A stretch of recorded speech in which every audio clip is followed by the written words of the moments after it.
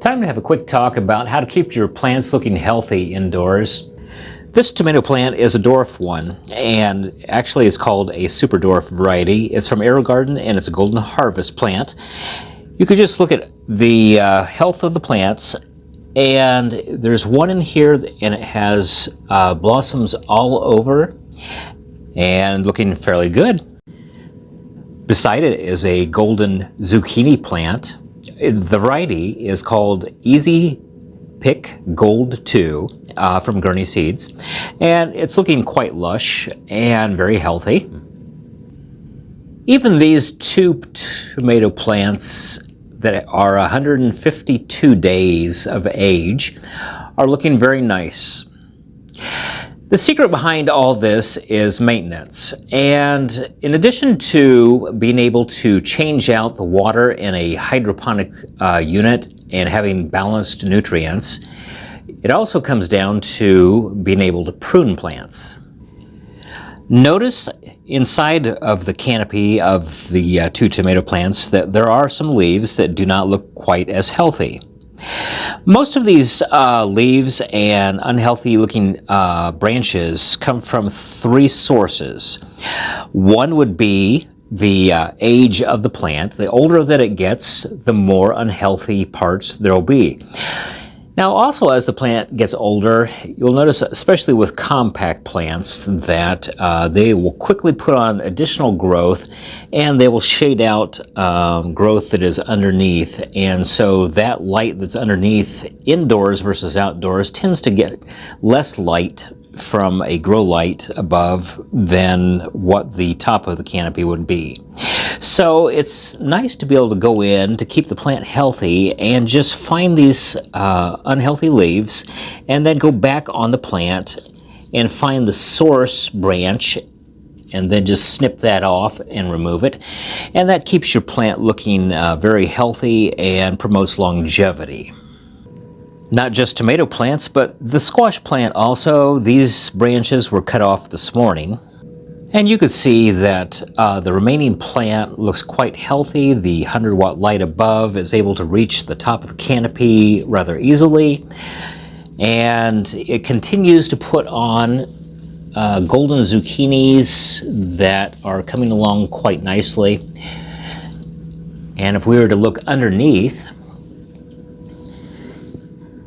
most of the plant has been removed on the bottom, which allows the light to shine down over the canopy, and the light will be most useful to hit the upper canopy. And so over time what happens is you can see the sliced off areas that these branches come out.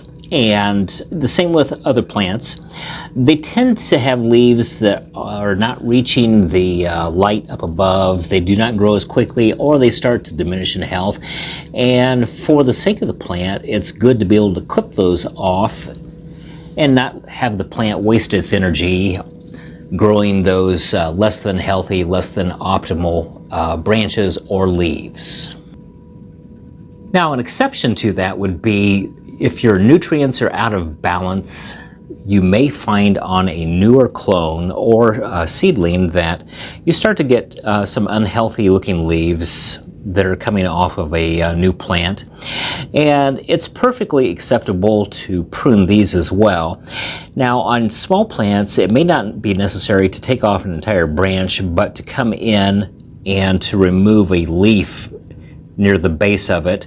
And what that will do in this case is it allows the leaf underneath to get more light and to have a healthier plant overall. Plants such as clone cuttings, where branches are snipped off and allowed to root, will oftentimes benefit from maintenance as well. If a plant has too much canopy and not enough roots on the base of the cutting, you'll find that some of the leaves will start to look less than healthy, such as this particular section. Let me zoom in just a little bit. There we go. And so it's wilted and does not look as healthy as the leaf that is beside it. The plant will do better if you were to come in and just pinch off that section. And what that'll do is provide the plant with the opportunity to generate more energy into the healthier sections of the plant on the clone. Other plants may look slightly unhealthy, such as these radishes have a slight yellowation of the coloring in the leaves, and it's not a matter of coming in and snipping off leaves. So in this particular situation with the indoor plant, you should look at your nutrients. Oftentimes it is a lack of nitrogen that is causing this, and so if you're finding that the plants look generally healthy but the leaves are off in color, that would be a great place to start. One other situation in hydroponics is the use of a moisture retentive seed sponge such as an AeroGarden, and if seeds do not germinate on a timely basis, they can hold water, and the oversaturation can start to cause things such as algae or mold growth across the top. And that is not healthy. As a matter of fact, if you start to get into a situation like that, even if you have a seedling that germinates, it may not flourish as well as it should. And if possible, when you have these particular seed plugs, you could always put a spacer cap or a shade or aluminum foil or something over the top with a cutout for the seedling to come up through, and that will help prevent things such as algae growth on a wet grow sponge. So hopefully these tips will be helpful to you as you continue to do your indoor gardening.